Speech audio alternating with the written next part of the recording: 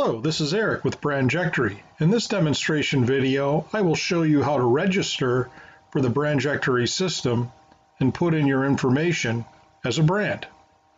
To start off, go to brandjectory.com and click Register Now. Next, you're going to input some critical information and choose a password here. Note, as a brand, you'll be sure to pick brand as your user type, and you'll also have to click the red buttons to view the privacy policy and the terms of use, and click a box to show that you accept those terms. Then you'll prove you're not a robot and register. Then you'll get a window that says that you're registered, but you've been sent an email to confirm your registration. Go to your email and click to confirm the email address as indicated in the email. Next, you'll be redirected to the site to fill out some basic information about you and your company. Information about the founder, the company, the product summary, and the raise status. After putting in your founder information, save and continue. Next, put in information for the company, including a logo, taking care to input the logo information with the minimum size requirements. When that's all set, save and continue. Next, take a bit of time to pick your primary product type and primary category, and then also select some checkboxes for additional categories if you wish, and also clarify the number of SKUs you have in the market currently. Take time and be thoughtful in your checkboxes and inputs, because this is how brands will find, or this is how investors will find you. Save and continue when you've selected, and then specify a little bit of information around your raise. If you're currently raising, indicate that, and put a little bit more information about your raise below. In this case, I'm raising seed early stage of $1 million in a convertible note format. I do not have a lead set yet, and I'm using the funds for a co-man pivot and marketing. Then I'll save and continue. At this point, the system will indicate my profile's not live yet, but I can keep building my profile now when it's not live, or I can start with the basics I've just inputted, pay now, and go live. It's really your call. If you want to get started right away, go ahead and start with the basics and pay now. However, if you want to put some more time into really putting your best foot forward and indicating details about your brand and your products, consider building the profile now before you go live and pay. In this demo, I'll keep building my profile now. You'll see that there's a series of additional pages that I'll be going to. More information about the company, about the founder, advisors, ownership, raise status, etc. Take your time and really be careful about putting what you want in here.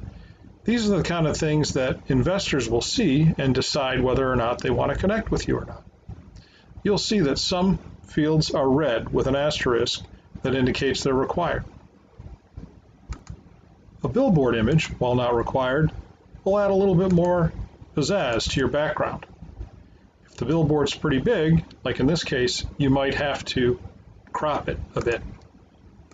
Also on the company tab, you have slots where, if you wish, you can put down social media links, which will be available to users to see. Once you put in all of your company information, go ahead and click Save and Continue. If you get an error, take a look and repair the error. In this case, I had a bad Twitter link. After you save that company page, you'll have to go back into the Edit My Profile from your home page, and then go to the next tab, the Founder and Executive Team. Some of the information will be filled out already, but go ahead and fill out the rest. Once you have the information for the founder, click Save and Continue. Again, you'll go back to Edit My Profile, and if you wish, you can scroll down and add other team members, which will also show up on the brand's profile. You might want to add your chief marketing officer or your product development lead, for example. All of that information will help investors to get to know your company better. In this case, I put Jane Smith, my CFO, a little bit of information on her experience. I'd encourage you to put more, such as a full bio. And then I also loaded in her photograph. Then I'll click Save. I now have the founder information and the CFO loaded into the system. Clicking Save brings me back. Next, I'll add information about my advisors. For advisors, you put their name, a company if they work for one, social media links if you wish, and then also bio information there too. You can click Save and Close after you've inputted an advisor, or continue to add them with the Add Another Advisor button. Next, you'll detail the ownership of the company. You'll list investors, the percentage equity owned by investors, any notes you wish to include, and the total capital raised since founding. This information isn't required, but again, it's helpful for investors to understand your company. You'll also note for this field, you can decide whether Investor Connections can see that, or any investor that looks at your public information can see it.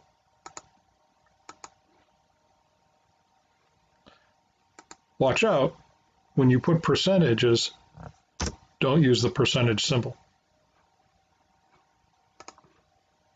After ownership, you'll discuss your raised status. Some of this information should have been put in already in your initial login. If you'd like to add more details or change things, you can do that now. Next, you'll go to the Documents page.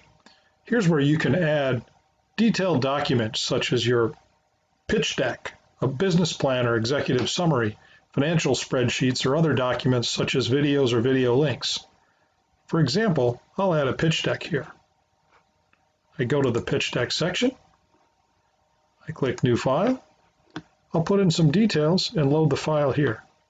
With the information inputted, click Add. You'll now see that I've got a pitch deck in my documents.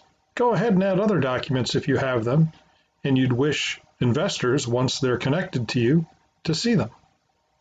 After the documents, you'll load some financials information.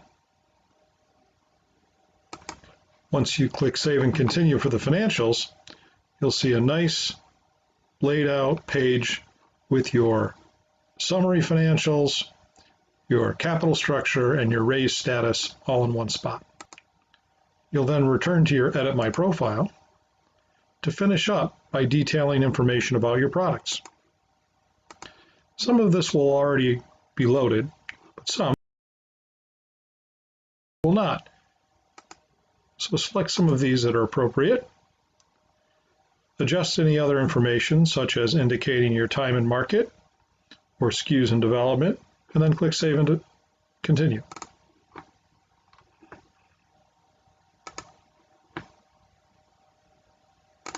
Last, you'll be asked to put in product details. Take some time to do this so investors can really understand what your products are.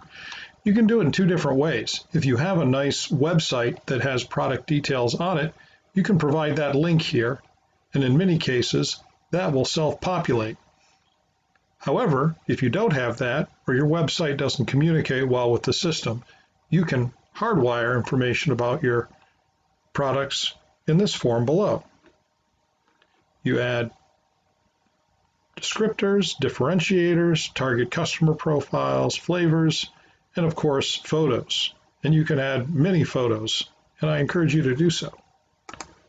Once you have that information loaded, go ahead and save and continue. Now you'll be taken to a page where you can look over everything you put in to make sure you have it just right. And of course, if you'd like to add, change, delete things, you can do it now. Otherwise, go on up to your My Profile page and take a look. If you like what you see, you're done. Congratulations. However, you're not live yet. You'll see the red window right here. indicating your profile is not live because you're editing in preview mode. At this point, click here, select your payment options, put in your credit card information, and submit your payment. At that point, you will be live and in the system. Tune in for the next video to see what you can do next.